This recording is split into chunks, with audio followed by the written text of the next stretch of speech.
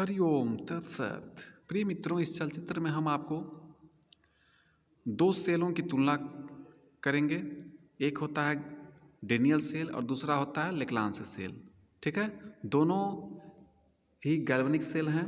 Galvanic cell एक ऐसा cell होता है जो दो अर्ध सेलों से मिलकर बना होता है और यह अनवरत रूप से स्वतः ही विद्युत ऊर्जा उत्पन्न करता है। ठीक है, डेनियल सेल का आविष्कार डेनियल जी ने किया था और इसमें कापर की एक विसिल होती है जिसमें पोरस विसिल रखा गया होता है।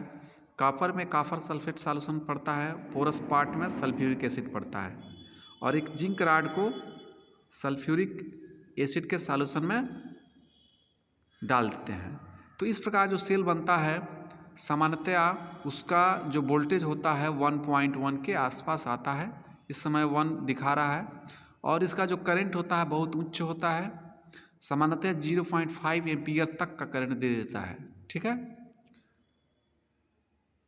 और दूसरी तरफ है हमारा लेक्लांस सेल। इसमें एक ठो विसिल होता है जिसमें हम लोग अमोनियम क्लोराइड का सॉल्यूशन डालते हैं। ठीक है, और इसमें हम जिंक के राड भी डालते हैं इस सॉल्यूशन में।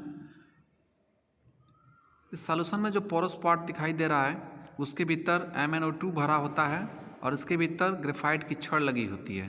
ठीक है, दोनों सेल में जो जिंक राड होता है वो एनोड का कार्य करता है, अर्थात निगेटिव इलेक्ट्रोड होता है, और लेक्लांस सेल में जो ग्रेफाइट की राड होती है वो कैथोड या पॉजिटिव इलेक्ट्रोड का काम करती है।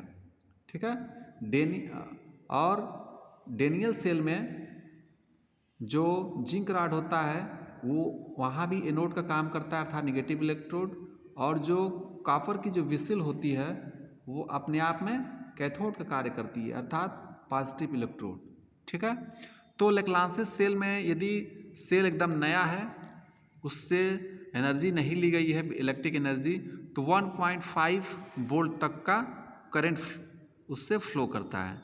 फिलहाल हमारे सामने जो सेल है वो करीब 72 घंटा तक लगातार इलेक्ट्रिक दिया है, जिसके कारण से इसका वोल्टेज इस समय डाउन है।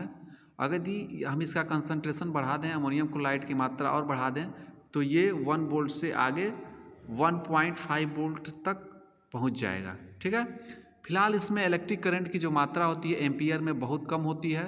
सामान्यतया ये मिली एम्पियर में होती है और ये 30 मिली एम्पियर से लेकर 50 मिली एम्पियर के आसपास जाती है। ठीक है, तो डेनियल सेल में जो वोल्टेज का मान होता है अधिकतम 1.1 वोल्ट के करीब होता है।